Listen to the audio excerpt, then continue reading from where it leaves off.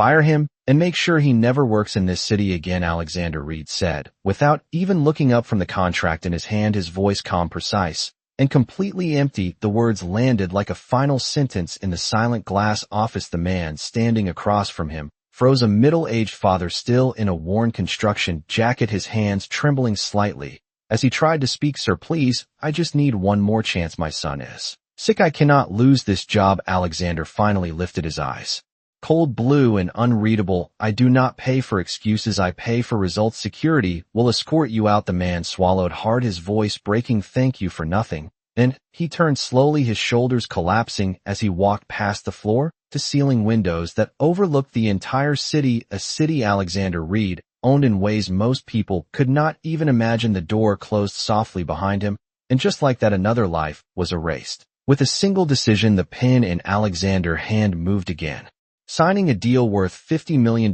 without hesitation. Outside, the sky was gray, but inside everything was perfect, polished, silent, controlled. Yet there was no warmth, not in the marble floors, not in the steel and glass walls, and certainly not in the man who had just destroyed someone else's world. Without blinking that night, Alexander returned to his penthouse on the 72nd floor, a place so vast it echoed with every step. The lights turned on automatically, revealing a home that looked like a luxury showroom, untouched by laughter, untouched by life. He loosened his tie, poured himself a glass of expensive whiskey, and stood by the window staring at the endless city below. He had everything: power, wealth, control, but there was something he could not buy, something he had never learned how to recognize, let alone feel, and he did not even know it was missing yet. Before continuing, comment where in the world you are watching from, and make sure to subscribe, because tomorrow's story is one you cannot miss. The next morning began like every other, efficient, silent, predictable, until the elevator doors opened,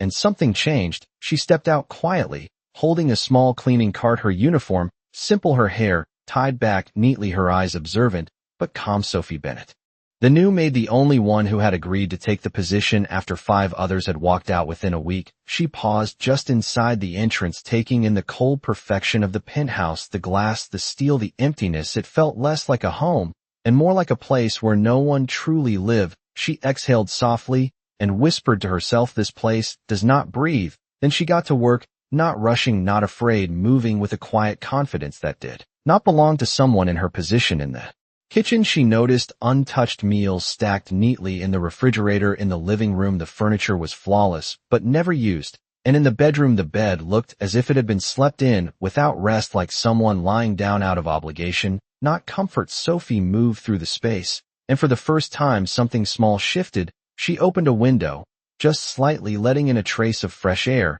She replaced the harsh white lights with a softer, warm glow. She folded a blanket and placed it neatly on the couch, as if expecting someone to actually sit there. When Alexander returned that evening, he stopped just inside the doorway. Something was different. He could not explain it. The air felt warmer, the silence less sharp. His eyes scanned the room and landed on the small folded blanket. His expression hardened immediately. Who did this? He asked, his voice cutting through the space. Sophie stepped forward calmly. I did, sir. This place felt cold. Alexander narrowed his eyes. This is not your job. Your job is to clean, not to think. Sophie held his gaze without fear. Maybe that is the problem, she said quietly, and for the first time in a very long time someone had spoken to Alexander Reed, not with fear, not with greed, but with something far more dangerous, truth. And he did not know yet that this was the moment everything in his perfectly controlled world began to change. The next morning, Alexander Reed woke before sunrise, as always, his routine precise and unchanged, yet something lingered in his mind, a small irritation he could not name. He stepped out of his bedroom expecting the same cold silence, but instead he noticed it again, the faint warmth in the air, the subtle softness in the lighting, the way the city view seemed less distant than before. His jaw tightened immediately. He did not like variables, he did not like change. He walked into the kitchen and stopped. A ceramic mug sat on the counter, steam rising slowly into the quiet space. Beside it, a small folded note in neat handwriting. You should eat something warm before your first meeting. Alexander stared at it for a long moment, his expression unreadable. Then he picked up the mug. The tea was simple, nothing expensive, nothing imported, just ordinary, and yet it smelled clean, comforting, human. He set it down without drinking it and turned sharply. Sophie, He called, his voice firm, controlled. She appeared from the hallway a moment later, her posture straight, her expression calm. Yes, sir. Did you leave this here? He asked, gesturing toward the mug. I did, she answered without hesitation. I did not ask for this, Alexander replied, his tone sharpening. Sophie met his gaze without flinching. No, sir, you did not. But you have not eaten breakfast in at least 2 days. He paused, the statement precise, unsettling. How do you know? She glanced briefly toward the untouched refrigerator and the stack of sealed takeout containers in the trash. Because everything you buy remains untouched, and everything you need is missing. For a brief second the room felt still. Alexander stepped closer, his presence imposing. You are not here to observe me, you are here to do your job. Sophie nodded gently. I am doing my job, sir. I am taking care of what this house needs. Alexander let out a quiet breath, almost a laugh. But without humor. This house needs order, not interference. Sophie tilted her head slightly. Maybe it needs both. There was a silence that followed, not empty, but charged, something unfamiliar pressing against the walls. Alexander turned away abruptly. Drink it or throw it away, he said coldly, but do not assume you understand what I need. Yes, sir, she replied softly, and just like that the conversation ended. But something had shifted, not in the room, but in him. Later that day, Alexander sat in a boardroom surrounded by executives' voices, overlapping numbers, projection strategies, all precise, all predictable. Yet his attention drifted, which had never happened before. His assistant leaned in quietly. Sir, are you feeling unwell? He did not answer immediately, his mind replaying the image of the steaming mug, the simple note, the way Sophie had spoken to him, without hesitation, without fear. He pushed the thought aside. Refocus, he said sharply, and the meeting continued flawlessly. As always, by evening, he returned to the penthouse, expecting to reclaim control, but the moment he stepped inside, he noticed something else. The dining table was set not formally, not extravagantly, but simply 2 plates, one covered to keep the food warm. The scent of home-cooked soup filled the air. Unfamiliar and impossible in a place like this. His eyes narrowed. Sophie stood near the kitchen, her sleeves slightly rolled, her hands still from washing dishes. What is this? He asked. Dinner, she said plainly. You have not eaten properly in days. Alexander walked toward the table slowly. I do not recall asking you to cook for me. Sophie held his gaze again, steady, unshaken. I know, but someone should. He stopped just inches away from her, the space between them charged with tension. You are overstepping. She did not move. Maybe I am, but you are starving yourself in a house full of food, and no one has said anything until now. Alexander felt something tighten in his chest. Irritation, yes, but something deeper, something he could not name. He looked at the bowl of soup, then back at her, and for the first time the question slipped out before he could stop it. Why do you care? Sophie's expression softened just slightly. Because someone should. The answer was simple too. Simple, it carried no expectation, no hidden motive, and that made it dangerous. Alexander turned away abruptly, his voice colder than before. Do not make this a habit. Sophie nodded quietly. Yes, sir.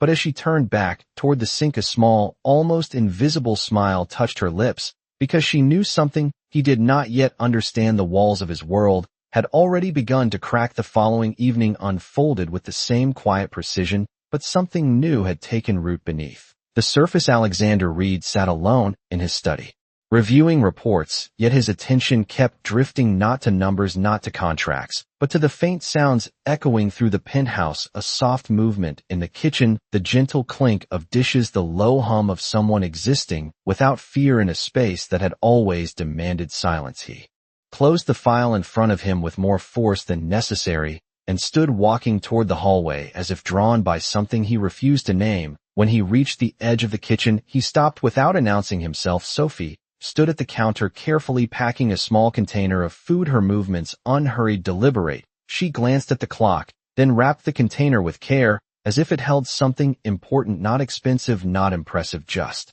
important. Alexander watched from the shadows, his voice finally cutting through the quiet. Where are you taking that? She turned, slightly surprised, but not startled. Just dinner, she replied. For who? He asked, his tone sharp. She hesitated for a fraction of a second, then answered honestly, my brother. Alexander stepped into the light, his presence immediate and heavy. You leave here every night at the same time? He observed. Sophie nodded. Yes, sir. I have another job after this. He studied her more closely now, noticing the faint tiredness beneath her calm, the slight tension in her shoulders. You work here full-time and somewhere else at night? She nodded again. Yes, sir. I need to. He crossed his arms, his expression unreadable. Why? Sophie looked down at the container in her hands for a moment before answering. Because he cannot work right now. And we still have bills to pay. Alexander tilted his head slightly. What is wrong with him? She took a small breath, choosing her words carefully. He is sick. He needs treatment, and I am the only one he has. There was no drama in her voice, no attempt to gain sympathy, just a simple truth spoken plainly. Alexander felt something unfamiliar stir again, not pity, not yet, but curiosity, mixed with something heavier. How old is he? Sophie replied quietly. He is 14 years old. He likes drawing, and he pretends he is not scared, but I can tell that he is. Alexander looked away briefly toward the window, the city lights stretching endlessly below, then back at her. And you think making soup and cleaning floors will fix that? Sophie met his gaze again, steady and calm. No, sir, but it keeps him going until something better comes along. The answer settled between them, heavier than anything that had been said before. Alexander took a step closer, his voice lower, more controlled. I could solve this problem for you in an instant. Sophie did not respond immediately. She simply waited. I could pay for his treatment. He continued, I could make sure you never have to work another night again. The offer hung in the air, powerful, absolute, the kind of solution he had built his entire life on. Sophie's eyes did not light up, they did not widen with relief. Instead, she asked one simple question, why? Alexander frowned, slightly taken off guard. Because I can, he answered. That is not a reason, she said softly.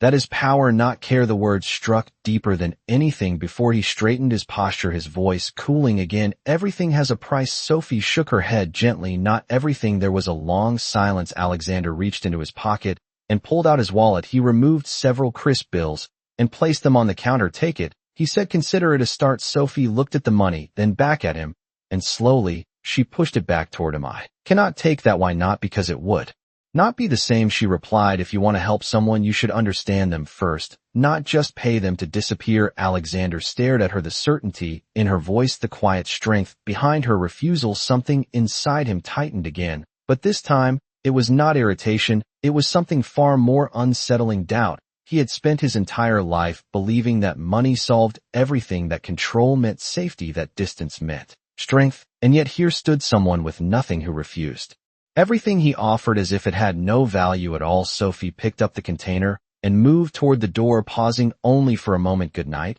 sir, she said softly, and then she was gone, leaving behind a silence that felt different from before, heavier, more alive. Alexander remained standing in the kitchen, staring at the untouched money on the counter. For the first time in his life, he was not sure what it meant to give, and that uncertainty followed him long after the lights of the city faded into the night. That night, Alexander Reed did not return to his study. He did not open another file or review another contract. Instead, he stood in the center of his penthouse long after Sophie had left, the untouched money still resting on the counter exactly where she had pushed it back toward him. It should have been simple. Everything in his life had always been simple. Identify the problem, apply the solution, remove the obstacle. But this time the solution had been rejected, not negotiated, not questioned, simply refused. He picked up the bills slowly, turning them over in his hand, as if seeing them for the first time. They had always meant power, control, certainty, and yet in her hands they had meant nothing. He set them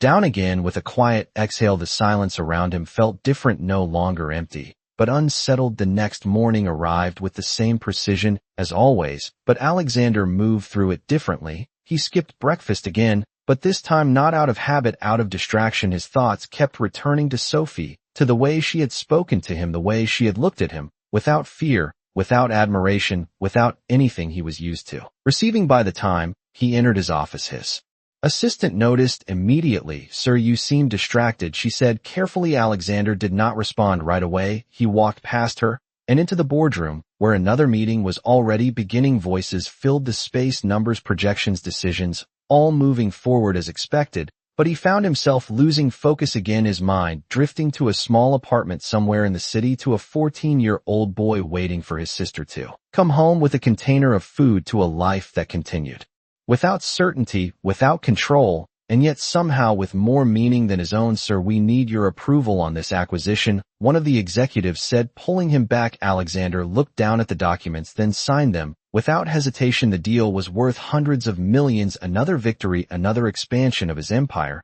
and yet it felt hollow when the meeting ended. He remained seated for a moment longer, staring at his reflection in the polished table surface. He had built everything perfectly, and still something was missing, something he could not define that evening. Instead of returning home immediately, Alexander made a decision that surprised even himself. He asked his driver to take a different route through the city, not the clean, predictable streets he was used to, but deeper into neighborhoods he rarely saw. The buildings changed, the lights grew dimmer, the sidewalks more crowded, people moved with purpose, not power. When the car finally slowed near a small, worn apartment complex, Alexander did not step out. He simply watched from behind the tinted glass. After a few minutes, he saw her, Sophie, walking toward the building carrying a small bag, her pace steady despite the visible fatigue in her posture. She stopped briefly at a street vendor, exchanging a few dollars for something simple, then continued inside. Alexander remained still, his gaze fixed on the entrance. Long after she disappeared inside, something pulled at him again, stronger this time, curiosity mixed with something heavier, something that felt uncomfortably close to concern. He told the driver to wait,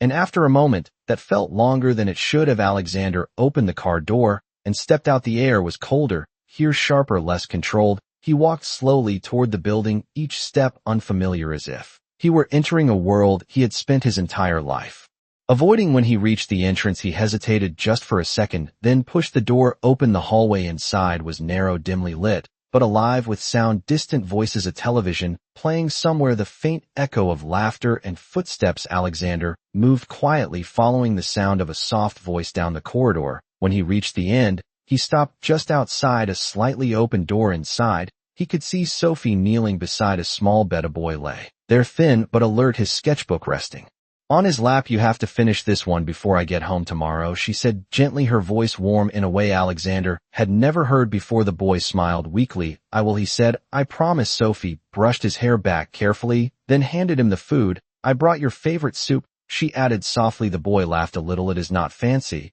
but it is the best." Alexander stood frozen in the hallway, watching a moment so simple, so real, it felt almost foreign to him. There was no money here, no power, no control, and yet there was something far stronger, something he could not buy, something he did not understand. And for the first time, Alexander Reed realized that everything he had built might not be enough. Alexander Reed did not move for several long seconds as he stood in the dim hallway outside the apartment, the quiet scene unfolding inside the room, settling deep into something he could not ignore. Sophie sat beside her brother, her voice gentle, her movements careful, as she adjusted the blanket around him. The boy, whose name Alexander had not yet heard, flipped through his sketchbook, slowly, his fingers pausing on a page before he turned it toward her. "Look, I finished the skyline," he said softly. Sophie leaned closer, her eyes lighting up in a way Alexander had never seen before. "It is beautiful," she replied, "truly beautiful." The lines were not perfect, the shading uneven, but the drawing held something undeniable, life, feeling, meaning. Alexander found himself stepping slightly closer.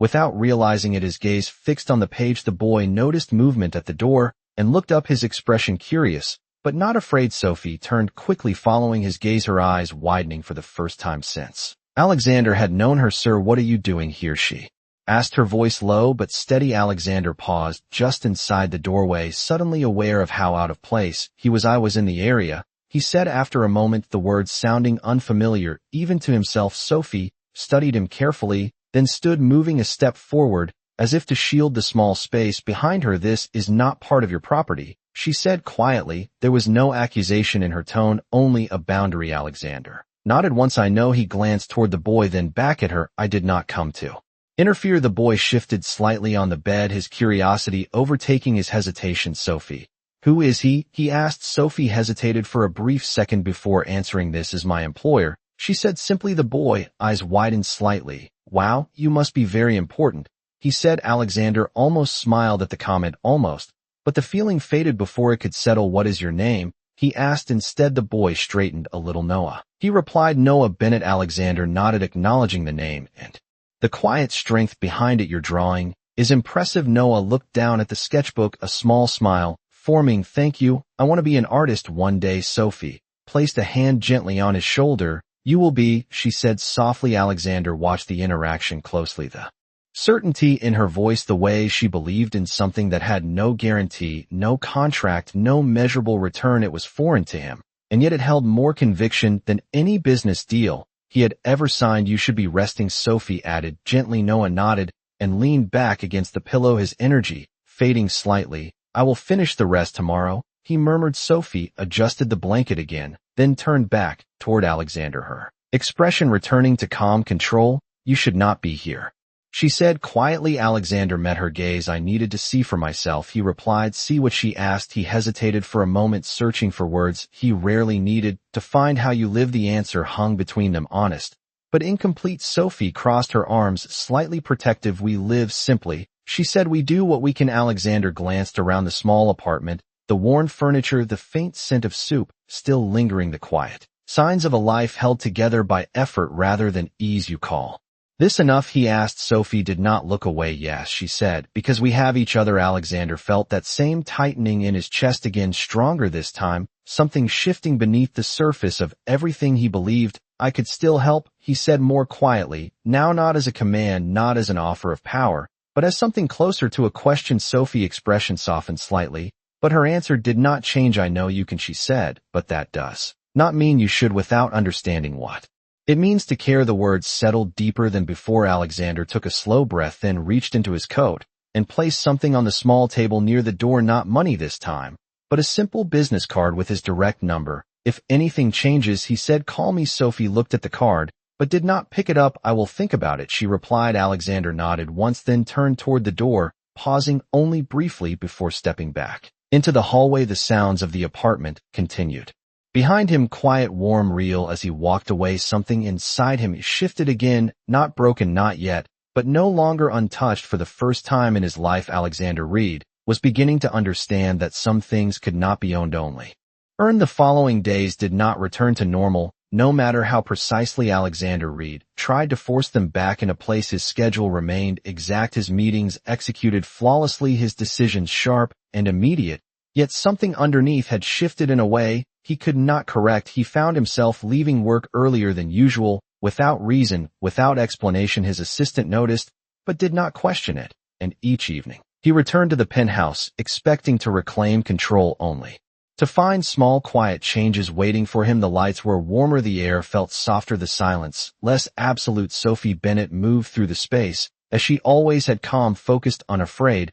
but now Alexander watched her differently, not as an employee, not as a variable, but as something he could not define. One evening, he paused near the hallway, observing as she adjusted a simple vase of fresh flowers on the table. He frowned slightly. Those were not here before, he said. Sophie glanced up. They help the space feel alive, she replied simply. Alexander crossed his arms. This is not a place that requires decoration. Sophie met his gaze gently. Maybe that is why it needs it. The answer lingered longer than he expected. Later that night, Alexander remained in the living room. Instead of retreating to his study, for the first time, he sat on the couch, the one Sophie had prepared days ago, the blanket still folded neatly beside him. He hesitated before pulling it over his shoulders, the gesture small, unfamiliar. He leaned back, staring at the city beyond the glass, but his thoughts were not on the skyline. They were on a small apartment across town, on a boy named Noah, and a sketchbook filled with uneven lines that carried more life than anything inside this penthouse. The next morning, Sophie arrived as usual,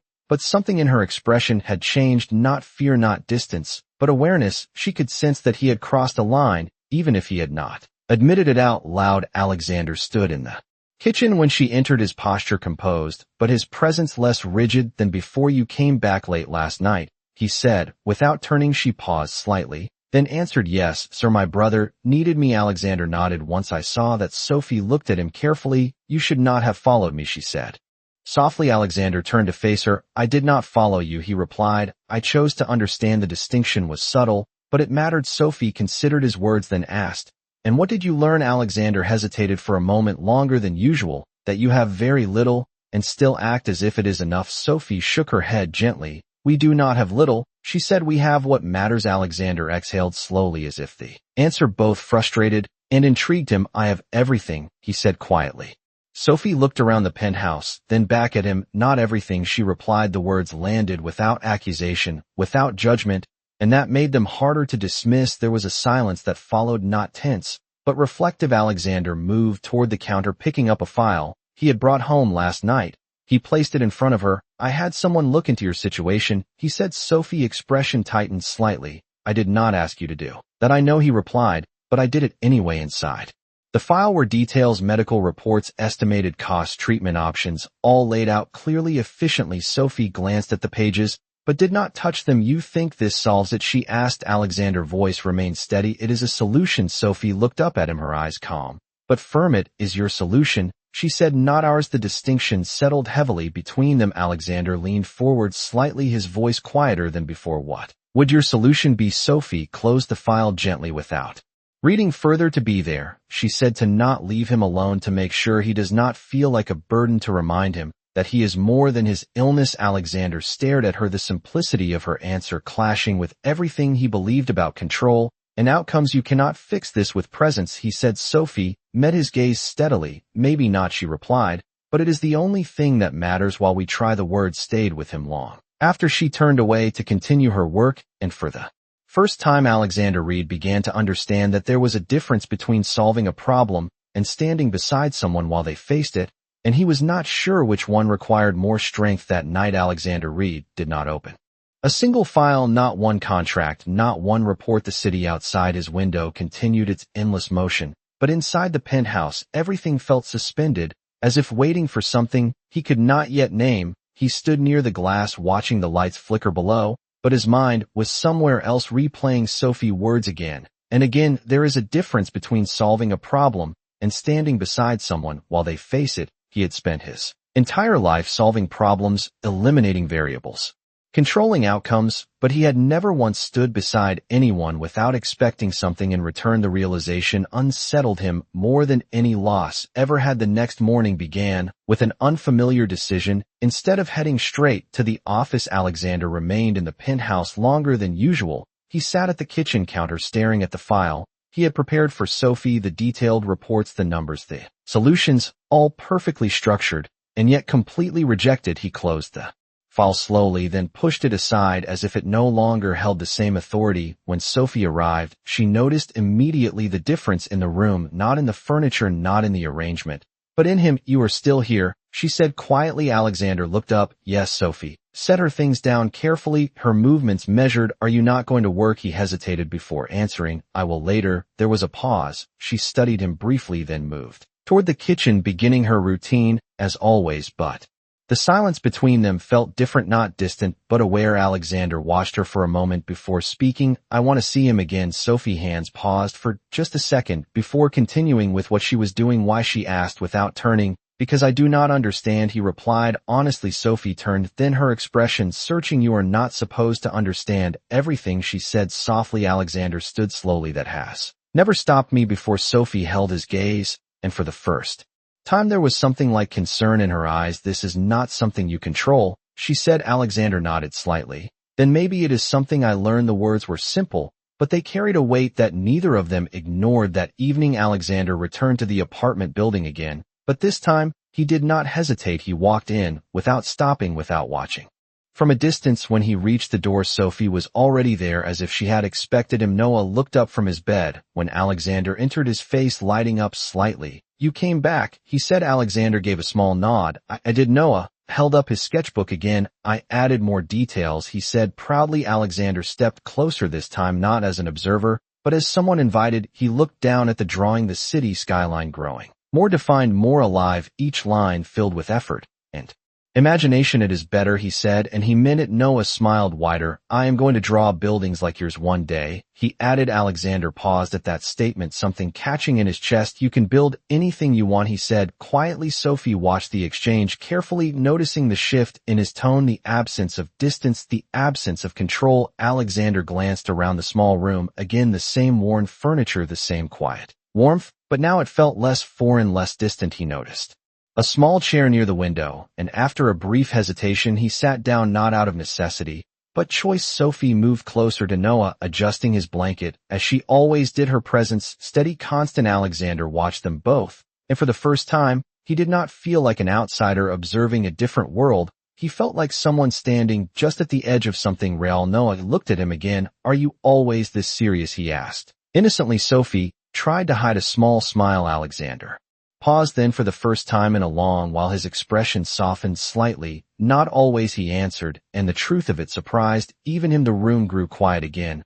But it was not the same silence as before. It was warmer, fuller, alive, with something unspoken, something beginning. And as Alexander Reed sat in that small room with nothing he could control, he realized that this might be the first place he had ever been where he did not need to control anything at all. The shift did not happen all at once. It moved quietly through the days that followed, almost invisible, but impossible to reverse. Alexander Reed began adjusting his schedule without announcing it. Meetings ended earlier, calls were shortened, decisions that once required his full attention were now completed with efficiency rather than obsession. His assistant noticed the pattern, but said nothing because the results remained perfect, yet the man behind those results was no longer entirely the same. Each evening Alexander returned not to his penthouse first, but to the small apartment across the city, where something real waited for him. When he entered that night, Noah was sitting up with more energy than before, his sketchbook open across his lap. "I tried drawing your building again," he said as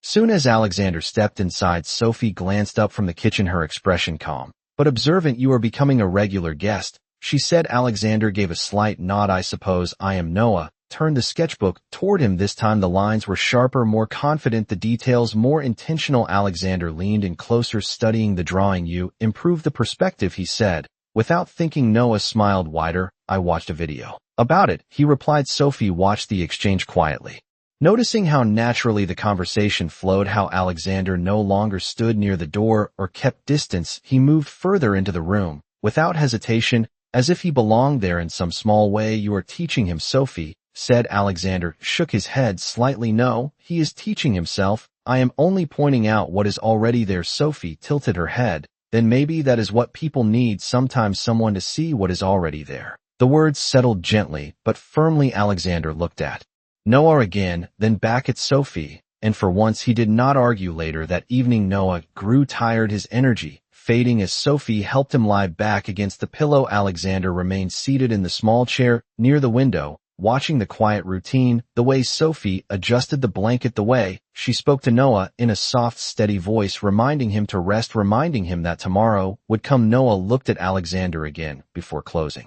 his eyes. "Are you coming back tomorrow?" he asked. Alexander paused, then answered, "Yes, I will." Noah nodded, satisfied, and slowly drifted to sleep. Sophie stayed beside him for a moment longer, then stood and moved toward the doorway. Alexander followed her into the narrow hallway, the door closing softly behind them. "You should not make promises you cannot keep," she said quietly. Alexander met her gaze. "I keep every promise I make." Sophie shook her head gently. "Not the kind he needs," she said. The words were not harsh, but they carried truth. Alexander leaned slightly against the wall. "Then tell me what he needs." Sophie looked down for a moment before answering honestly. "He needs consistency, not solutions. He needs someone who does not leave when things get difficult." Alexander absorbed that silently, his expression thoughtful. "I have never stayed for anything that could not be fixed," he admitted. Sophie looked back at him. "Then maybe this is where you start." The hallway fell quiet again, but this time it felt different, not tense, not uncertain, but filled with something new, a possibility that had not existed before. Alexander glanced back at the closed door behind them,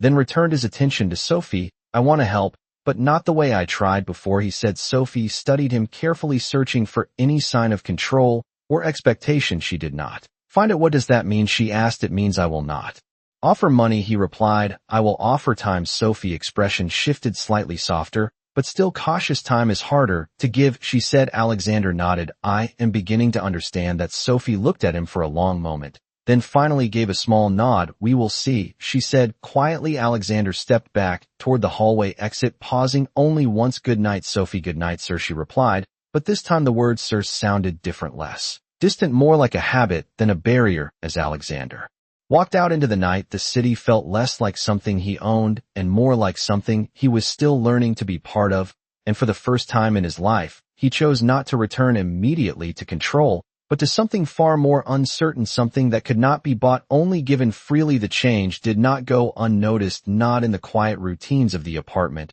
and not in the controlled world Alexander Reed had built for himself, but it was not the warmth or the time he had begun to give that created tension. It was what others started to see and misunderstand. The following week at his office, whispers began small at first, barely noticeable, but growing sharper with each passing day. His assistant Claire approached him carefully after a morning meeting. "Sir, there are concerns being raised about your schedule." Alexander did not look up from the document in front of him. What kind of concerns? She hesitated, choosing her words. People have noticed that you have been leaving early more frequently, and there are questions about where you are going. Alexander signed the paper, without pause, then set it aside. My time is my own, he said calmly. Claire nodded. Of course, but there is more, she added quietly. Some of the board members believe your focus may be shifting, and they are questioning whether it could affect upcoming negotiations. Alexander finally looked up, his expression unreadable. It will not, he replied. The certainty in his voice left no room for argument. But as Claire stepped back, she added one final detail. There are also rumors about a member of your household staff. Alexander stilled slightly, though his expression did not change. What rumors? He asked. Claire lowered her voice. There are claims that she has been seen entering and leaving your private residence at unusual hours, and that she may be influencing your decisions. The implication was clear. Alexander stood slowly, his presence immediately commanding. Enough, he said the word, quiet but absolute. Claire nodded quickly and stepped away, yet the seed had already been planted, not in his mind, but in the environment around him. Later that evening, when Alexander returned to the penthouse, he found Sophie already there, moving through her routine as always, but the atmosphere felt different, tighter, more watchful. He stepped into the room, his gaze steady. Sophie, we need to talk, he said. Sophie paused, setting down the cloth in her hand, then turned to face him. What is it? She asked. Alexander crossed the space between them. Rumors are being spread about you, he said directly. Sophie's expression did not change. What kind of rumors? Alexander exhaled slowly. They believe you are influencing me, that you are using your position here to gain something. Sophie let out a small breath, not quite a laugh, not quite surprise. And do you believe that? He met her gaze. No, but it does not matter what I believe, it matters what others see. Sophie stepped back, slightly folding her arms. Then maybe you should stop coming to the apartment, she said simply. The suggestion landed harder than he expected. Alexander frowned. That is not the solution. Sophie shook her head. It is the reality, she replied. People like me do not stand next to people like you without consequences. Alexander's voice lowered. I do not care about consequences. Sophie looked at him steadily. But I do, she said. I cannot lose this job. I cannot lose the only stability my brother has. The words were calm but firm. Alexander felt that tightening in his chest again, stronger this time. Not confusion, not irritation, but something closer to conflict. He had stepped into her world without understanding the cost, and now that cost was becoming visible. I will handle it, he said. Sophie shook her head gently. You cannot handle everything, she replied. Not this. Alexander took a step closer, his voice quieter.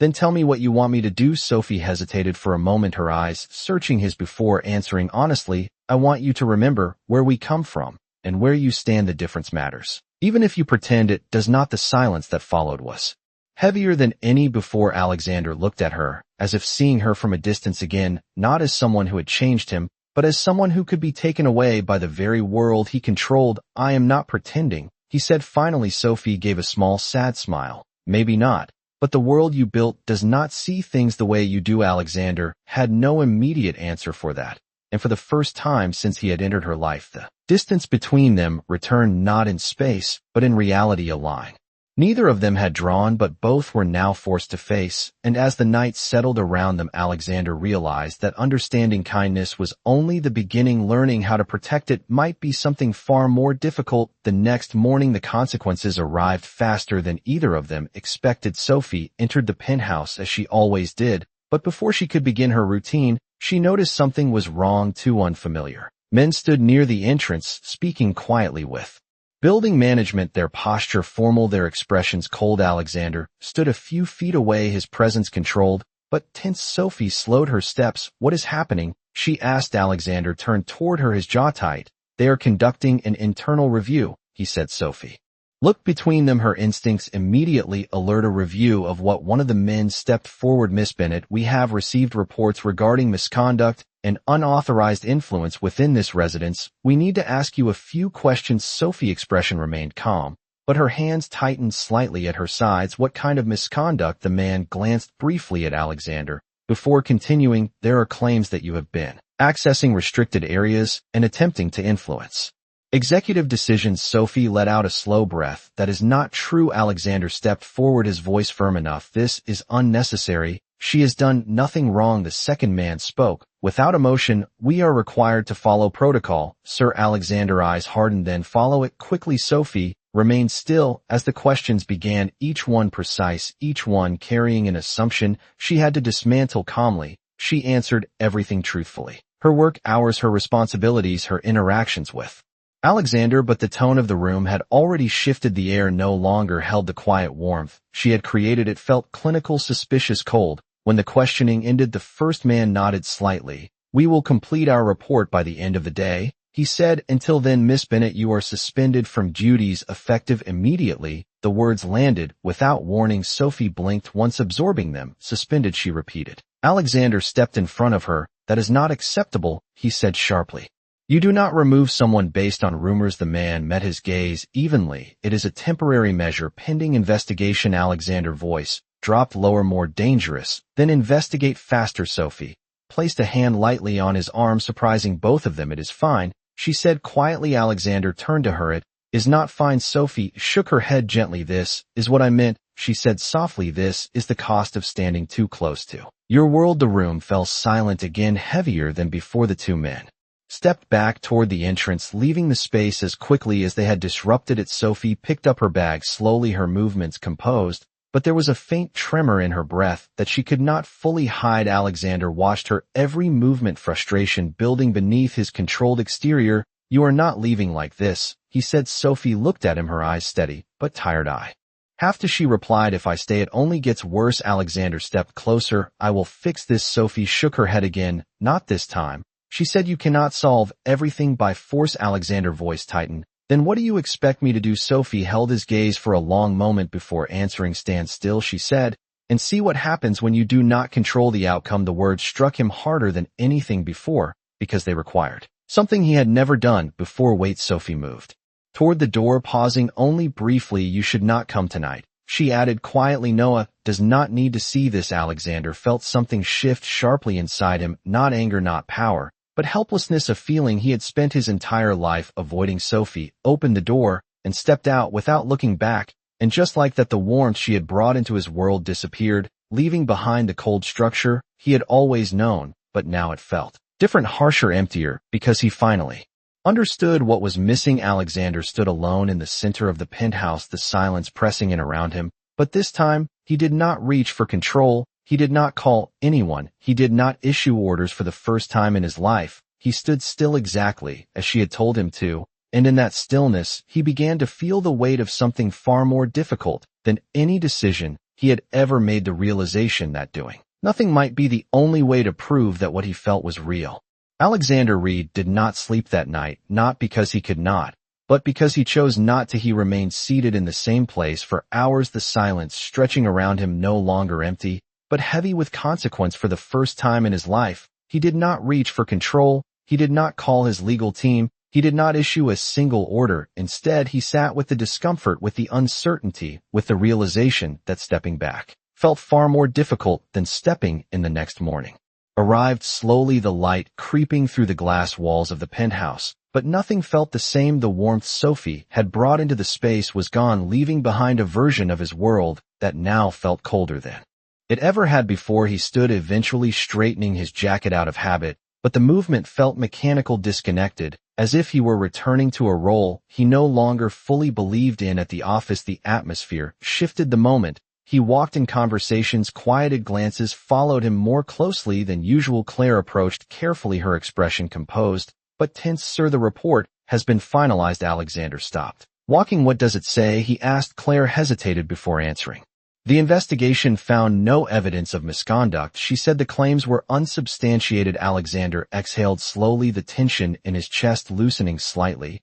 "Then she should be reinstated immediately." Claire nodded. "There is more," she added. "The source of the complaint has been identified." Alexander's gaze sharpened, who she glanced down briefly, then met his eyes. "It was submitted anonymously, but traced back to someone within the executive board, someone who believed your personal involvement was affecting your judgment." The implication was clear. This was not about Sophie. This was about him. Alexander felt something shift again, but this time it was not confusion, it was clarity. He had built a world where control was everything, and now that same world had tried to remove the one person who had shown him something beyond it. Later that day, Alexander called for a full board meeting, something he rarely did. Without notice, the room filled quickly, executives taking their seats, exchanging quiet Looks as they sensed something different in his demeanor when Alexander entered the room fell completely silent. He did not sit immediately. He stood at the head of the table, his presence commanding, but his tone, when he spoke, was different, not cold, not detached,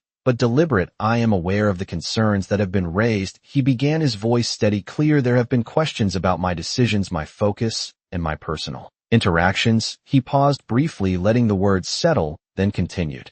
The investigation into those concerns has concluded there was no misconduct, no breach of protocol, and no justification for the actions that were taken. He looked around the room, meeting each gaze without hesitation. What there was, however, he added, was an assumption that influence must come from weakness, that care must come with an agenda, and that anything outside of control must be a threat. The room remained silent, but the tension shifted.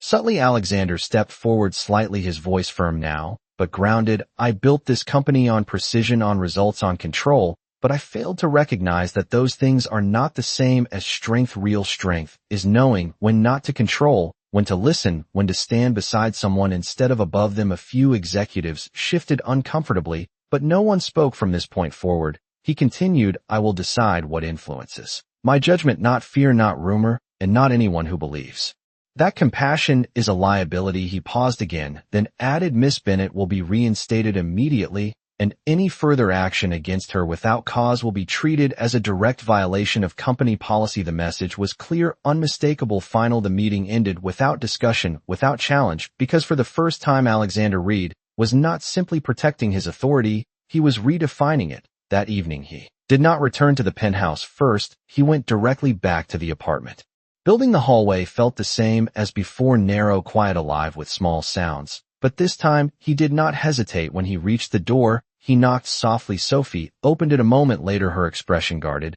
but calm. You should not be here, she said quietly. Alexander met her gaze. I know, he replied, but I needed to tell you something. Sophie remained still, waiting. The investigation is over, he said. You were never at fault. Sophie studied him carefully, then asked, what did it cost? Alexander answered honestly, everything I thought mattered. The words hung between them, heavy, real, and for the first time, there was no distance between who he had been and who he was trying to become. For a long moment, neither of them moved. The hallway remained quiet, the soft light casting shadows across the worn walls. Sophie stood in the doorway, her hand still resting lightly against the frame, as if unsure whether to close the distance or keep it exactly where it was. Alexander Reed did not step forward. He did not reach for control. He simply stood there, allowing the silence to exist between them, without trying to reshape it. I did not come to fix anything, he said finally, his voice lower than it had ever been. I came to stay. Sophie's eyes searched his face, carefully, not for confidence, not for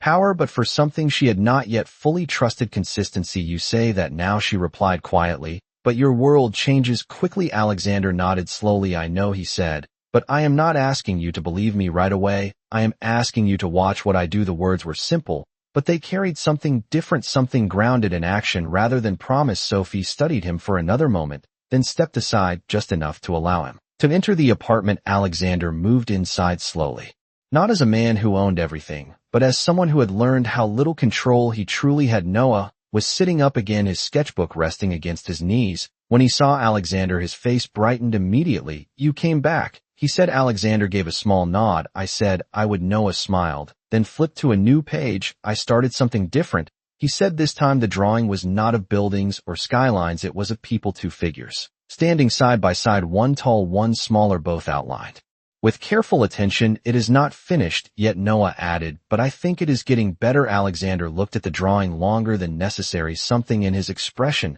softening even further. It already is, he said quietly. Sophie watched from across the room, her arms loosely crossed, but her posture less guarded than before. The atmosphere shifted gently, not dramatic, not sudden, but steady, like something being rebuilt one small piece at a time. Over the next few days, Alexander did not miss a single evening. He arrived without announcement, without expectations. Sometimes he brought nothing, sometimes he brought simple things: fruit, a book, a new set of pencils for Noah. Never money, never solutions that replaced effort, only things that supported what was already there. Sophie noticed every detail, not what he brought, but what he chose not to bring: the control, the urgency, the need to solve everything. It was gone, replaced by something quieter, something more difficult: patience. One evening, as Noah rested, Alexander sat at the small table, while Sophie cleaned the dishes. You are different, she said, Without turning, Alexander leaned back slightly. I am trying to be. She dried her hands and faced him. Trying is not the same as being. Alexander nodded. I know, he said, that is why I am still here. Sophie held his gaze, then asked the question that had remained unspoken. Why does this matter to you? Alexander paused for a long moment, searching for words that did not come easily. Because I realized something, he said finally. I have spent my entire life building things that do not feel anything, and I became the same. Sophie's expression softened slightly, but she did not interrupt. I thought strength meant never needing anyone, he continued, but I was wrong. It means choosing to stay even when there is nothing to gain. The truth in his voice settled between them, not dramatic, not overwhelming, but real. Sophie looked at him carefully, then gave a small nod. That is harder than anything money can do, she said. Alexander allowed a faint breath of agreement to escape. Yes, it is. Later that night, as he prepared to leave, Noah called out from the bed. Wait, he said. Alexander turned back. Noah held up the sketchbook again, the drawing now more complete, the two figures clearer, more defined. This is for you, he said. Alexander stepped closer, taking the sketchbook carefully, his fingers brushing the edge of the page for a moment longer than necessary. What is it? He asked. Noah smiled. It is what you are learning, he said, to stand next to someone, not above them. Alexander looked at the drawing, then at Sophie,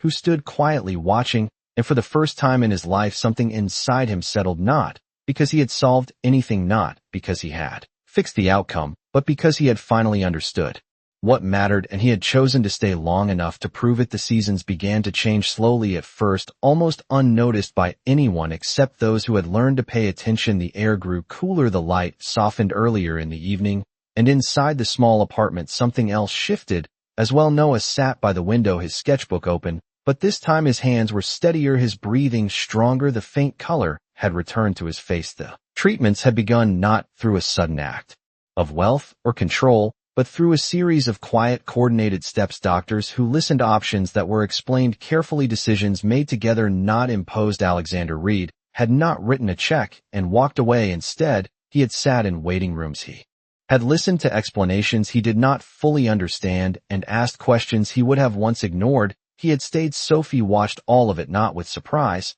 but with careful attention, measuring consistency, not words, and over time the doubt that once stood between them began to fade, replaced by something steadier, something built through presence rather than promises. One evening, as the sun dipped below the skyline, Noah looked up from his sketchbook, his voice stronger than before. I finished it, he said. Alexander, who was seated nearby, turned his attention toward him. What did you finish? Noah held up the final drawing, the lines now confident, the shading detailed, the image clear. It was the same two figures standing side by side, but this time there was a third, smaller figure between them, holding both of their hands. It is us, Noah said simply. Sophie stepped closer, her eyes soft as she looked at the drawing. It is perfect, she whispered. Alexander took the sketchbook carefully, his gaze lingering on the image longer than before, something in his chest settling in a way he had never experienced, not victory, not control, but peace, a quiet understanding that this was something he had never been able to buy and never would be able to replace. Weeks later, the penthouse no longer felt the same. The cold, sharp silence had been replaced with something warmer, subtle,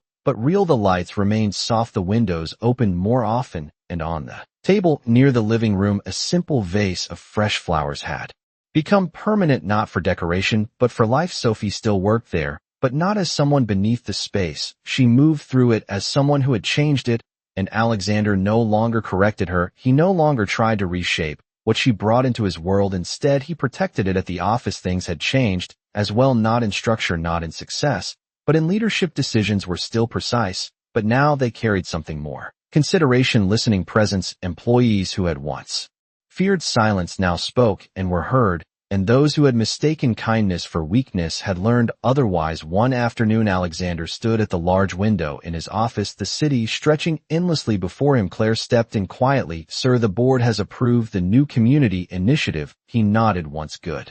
She hesitated before adding, it is different from your usual projects. Alexander allowed a small breath of acknowledgement. It is supposed to be. That evening, he returned once again to the apartment, not out of habit, but by choice. Sophie opened the door, her expression calm, but no longer guarded. You are early, she said. Alexander smiled slightly. Something that once would have been impossible. I finished what I needed to do, he replied. Noah called from inside. Did you bring the new pencils? Alexander stepped In holding them up, I did. Noah laughed, and Sophie shook her head gently as Alexander moved further into the room. He paused for a moment looking at both of them, then spoke quietly. There is something I need to say. Sophie met his gaze listening. I spent my life buying everything I thought mattered, he said. But I was wrong. The only things that matter cannot be bought. They have to be given and earned. Sophie's eyes softened slightly, and this time she did not look away. Alexander took a slow breath then continued, I do not know everything, but I know this: I am not leaving. There was no grand gesture, no dramatic declaration, just a simple truth spoken with certainty, and this time it was enough. Noah smiled. Sophie nodded, and the small apartment filled with a quiet warmth that needed no explanation. And as the city lights came alive outside, Alexander Reed stood not above them, not apart from them, but beside them, exactly where he had learned he was meant to be.